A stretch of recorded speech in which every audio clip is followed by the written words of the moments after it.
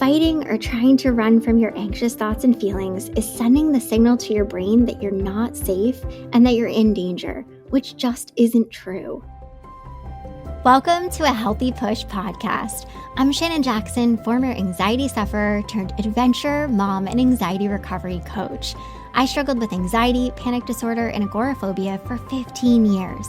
And now I help people to push past the stuff that I used to struggle with. Each week, I'll be sharing real and honest conversations along with actionable and practical steps that you can take to help you push past your anxious thoughts, the symptoms, panic, and fears. Welcome. You're right where you're meant to be. I am so excited to dive into the 5 things that I do differently if I could hit rewind on my recovery journey, because undoubtedly there are many things that I do differently. And the big reason why I'm sharing these things with you is because they are also pieces of wisdom that I wish I had back when I was struggling. I truly believe that with a little more knowledge and insight, my journey would have been a lot less long and hard. So I hope that what I share with you today will make your journey less long and less hard. All right, so you know how when you come out the other side of something and think, wow, I made that so incredibly hard on myself.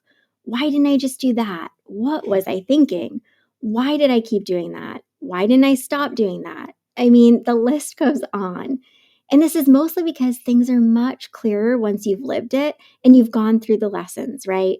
And although the lessons can suck when you're in them, if you pay attention, the lessons and knowledge you gain are what will help you to continuously shift and move towards healing. They help you to stop, check in with yourself, and start doing things a little differently. And unfortunately, it's typically the hardest lessons in which we learn the most valuable lessons that stick and ultimately shift us with a type of force that helps us to take different actions than we've ever taken before, and to not revert back to unhealthy habits that have clearly done nothing but made the journey even harder. A big key in the recovery journey is developing an awareness of the decisions you're making, how they're impacting you and your recovery, and what the lessons you're facing are trying to show and teach you. And if you pay attention and start to develop an awareness and get curious, you'll begin to make decisions that will push you towards the path that will lead to lots of healing without it taking so long and without it being so difficult. All right, let's dive into the things that I do differently if I could go back. This first one is definitely the biggest one. I would have stopped trying so darn hard to fight my anxious thoughts and feelings and to make them go away. I used to struggle with anxious thoughts, the symptoms, and panic attacks every single day. And when I'd have an anxious thought or experience a symptom or panic, my immediate reaction was to try to make the thoughts and feelings go away. And I do this by either fighting them or trying to run from them. Sometimes I'd literally tell myself, Shannon, you can't feel this way. So I'd try to ignore how I felt by literally telling myself, you're not anxious, you're okay. Looking back, I can't believe this was my response. But I truly didn't know what else to do. I just wanted the thoughts and feelings to go away, and so I'd try to suppress them. I'd also try to fight my thoughts and feelings and make them go away. And sometimes I do this by literally pinching my skin or grabbing my arm or my leg or my hand tightly in an effort to cause my body to register any other feeling other than anxiety or the symptoms that I was experiencing. Yeah, this didn't work. Many people have shared with me that they also try anything and everything in an effort to make the anxious thoughts and feelings go away. Whether it's using essential oils or sour candies or water or ice cubes or CBD, and the list goes on. Or maybe it's seeking reassurance or looking to a safety person or getting out of the place or situation that you think is causing the anxiety. And we do all of these things because we're scared of how the anxious thoughts, sensations, symptoms, and panic might make us feel. We don't want to feel them, so we fight and we try to run from them. But here's the thing. Fighting or trying to run from your anxious thoughts and feelings is sending the signal to your brain that you're not safe and that you're in danger, which just isn't true.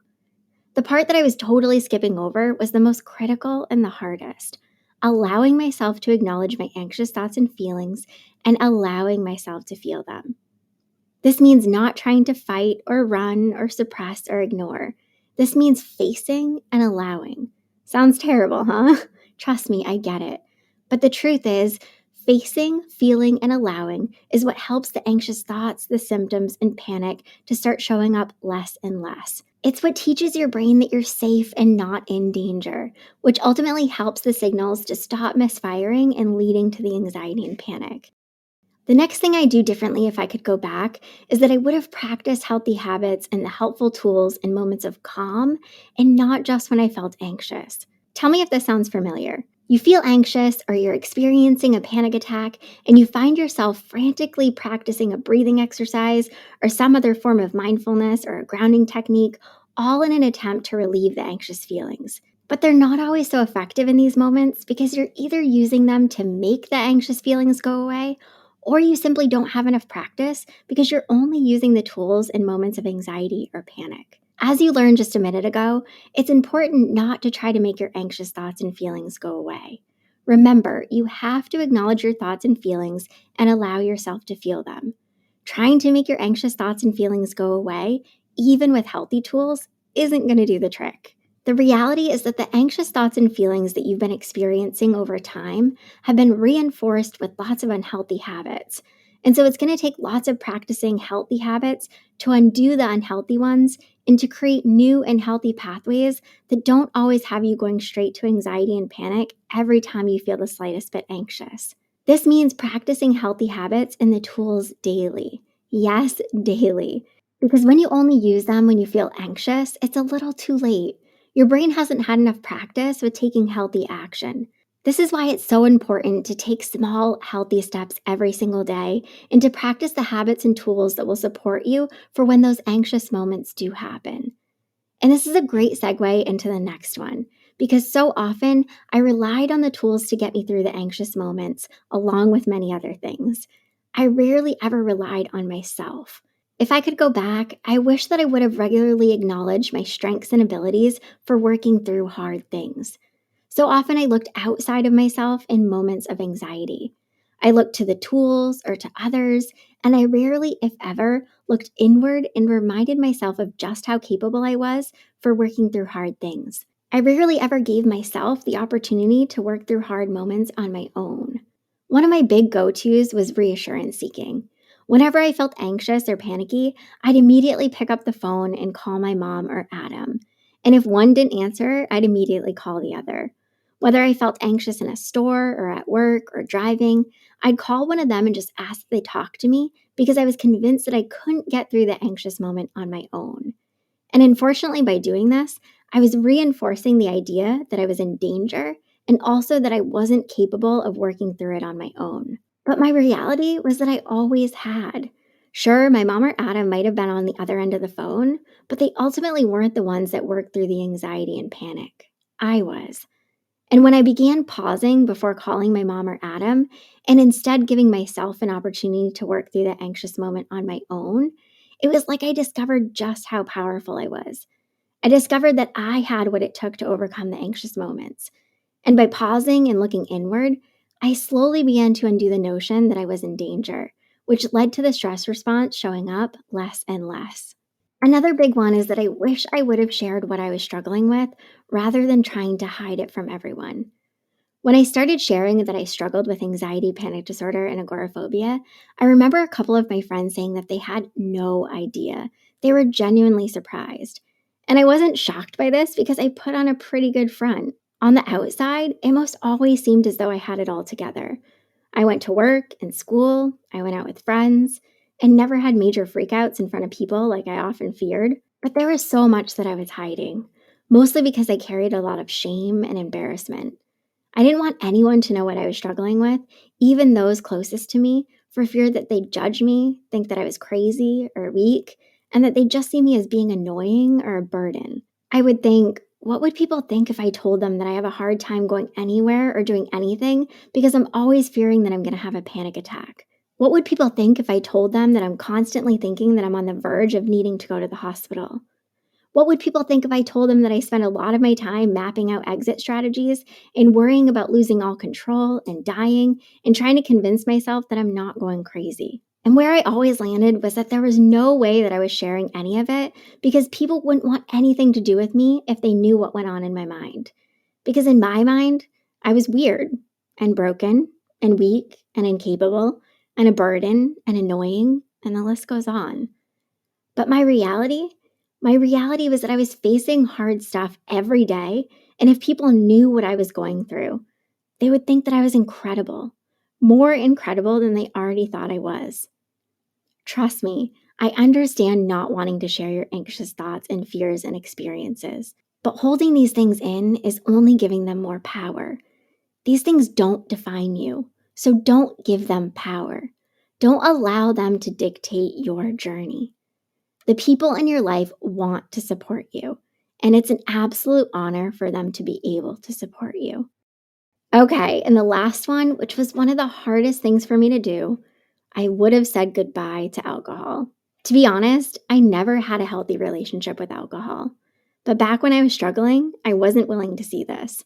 I would often convince myself that I had a healthy relationship with alcohol, which was so far from the truth. I used alcohol for so many different reasons, and none of them were healthy reasons. I used alcohol in an attempt to not feel anxious. I used alcohol in an attempt to make me feel less awkward and uncomfortable in social situations. I used alcohol in an attempt to escape from feelings and from pain. I used alcohol in an attempt to relieve stress. And honestly, I could go on, but I'll spare you.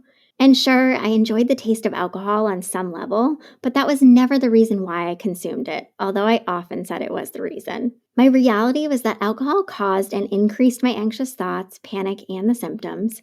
It made me less me, which the me without alcohol is truly the best version of me. It prevented me from healing and growing.